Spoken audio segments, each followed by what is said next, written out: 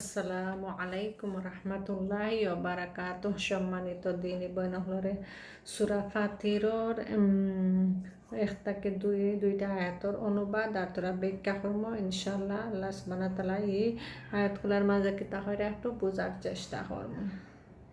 আউযু বিল্লাহি মিনাশ শাইতানির রাজিম। বিসমিল্লাহির রহমানির রহিম। সমগ্র প্রশংসা আল্লাহর জন্য, যিনি আসমান ও জমিনের সৃষ্টিকর্তা এবং ফেরেশতাগণকে পয়গাম বাহক হিসেবে নিয়োগকারী, যাদের 2 2 3 3 4 4টি বাহু রয়েছে। তিনি নিজের সৃষ্টির কাঠামোতে যেন চান বৃদ্ধি দান করেন। নিঃসন্দেহে আল্লাহ সব বিষয়ে ক্ষমতাবান। আল্লাহ যে রহমতের দরজাই লোকদের জন্য খুলে দেন তা বন্ধ করার কেউ নাই, আর যা তিনি বন্ধ করে দেবেন আল্লাহর পরে তাকে খুলে দেওয়ার কেউ নাই। তিনি পরাক্রমশালী সুবিজ্ঞানী।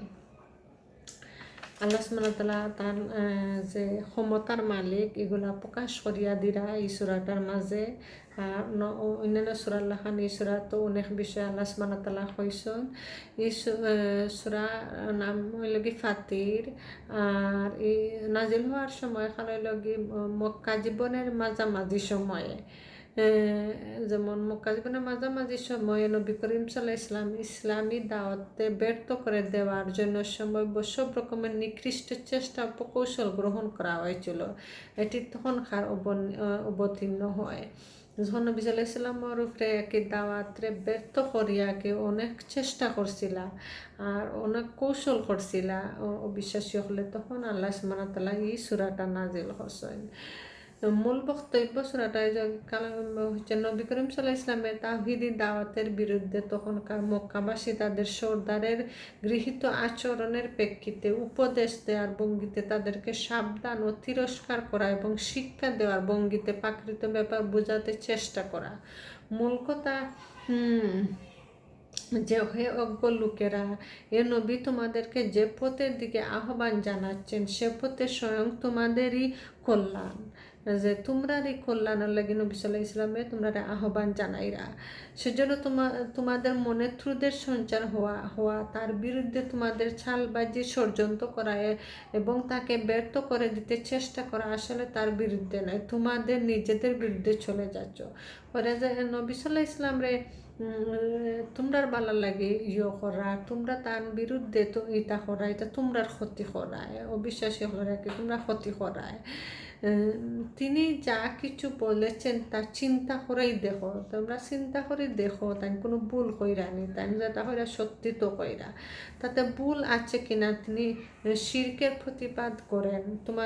তোমরা নিজেরাই চুপ খুলে দেখো দুনিয়ার শিরকের কোনো যুক্তিসঙ্গত বিধি আছে কিনা। তিনি তাওহীদের দাওয়াত দেন, তোমরা চিন্তা ভাবনা করে দেখো আসমান জমিনের সৃষ্টিকর্তা আল্লাহ ছাড়া আল্লাহর গুণগান ক্ষমতা ইখতিয়ারের দ্বারক আর কেউ আছে কিনা। কোথাও তিনি তোমাদেরকে বলেন তোমরা দুনিয়ার দায়িত্বহীন নও, তোমাদের মাবুদের কাছে তোমাদের নিজেদের যাবতীয় কাজকর্মের হিসাব দিতে হবে এবং দুনিয়ার জীবনে এবং আরও একটি জীবন আছে সেখানে প্রত্যেক নিজের কৃতকর্মের ফল ভোগ করতে হবে। দুনিয়ার পরে যার একটা জীবন আছে এই খামর কৃতকর্মর ফল হিসাব দিতে হইব।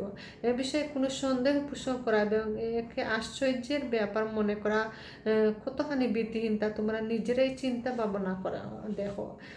তোমাদের চোখে কি দেখতে পাও না এখানে রাত দিন সৃষ্টি পুনরাবৃত্তি করছে? তাহলে যে আল্লাহ তোমাদের সামান্য এক ফোঁটা পানি দিয়ে সৃষ্টি করেছেন তার পক্ষে তোমাদের আবার সৃষ্টি করা অসম্ভব হবে কেন?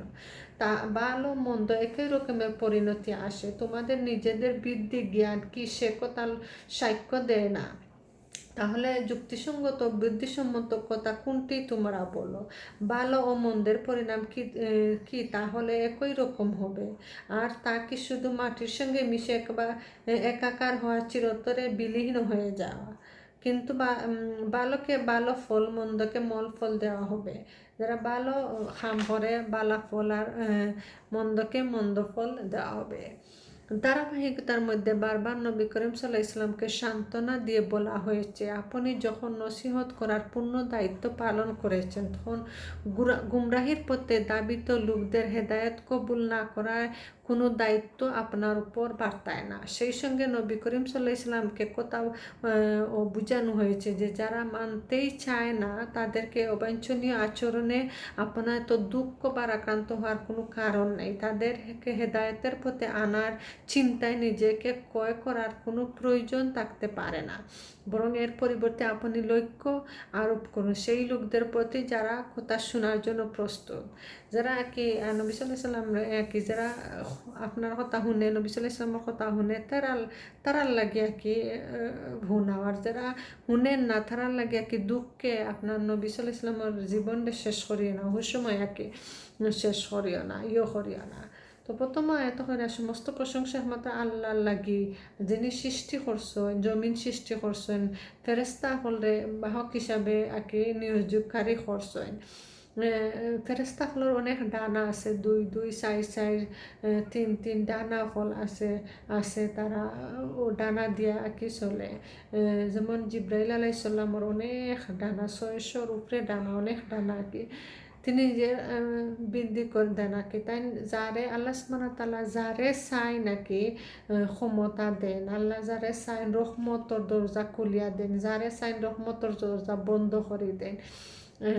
করে দেন আল্লাহ, আর তাকে খুলে দেওয়ার কেউ নেই। আল্লাহর যারে বন্ধ করবা তারে সেও খুলিয়া দিত না, আর যারে আকে আল্লাহ খুলিয়া দিবা সেও বন্ধ করতো না। তিনি পরাক্রমশালী, তার যে গুণগান এগুলা, তার যে শক্তিমান, এগুলার কথা কইরা নবী সাল্লাল্লাহু আলাইহি ওয়াসাল্লামের যে দাহ তখন দিয়া গেছে না, তারা যে অবিশ্বাসী করছে, তাই দুঃখে নবী সাল্লাল্লাহু আলাইহি ওয়াসাল্লাম দুঃখে তারার পিছনে আর কি করতা না, যারা তার কথা শুনে তারার কথাকে করতা। তো এই আয়াত কুন্থার মাঝে আল্লাহ সুবহানাহু ওয়া তাআলা অনেক কিছু নিজের ক্ষমতা, নিজের সব কিছু আকে করিয়া বুঝাইয়া দিছেন, নবী সাল্লাল্লাহু আলাইহি ওয়াসাল্লামরে সান্ত্বনা দিয়া বুঝাইয়া দিছেন। জাযাকুমুল্লাহু খায়রান।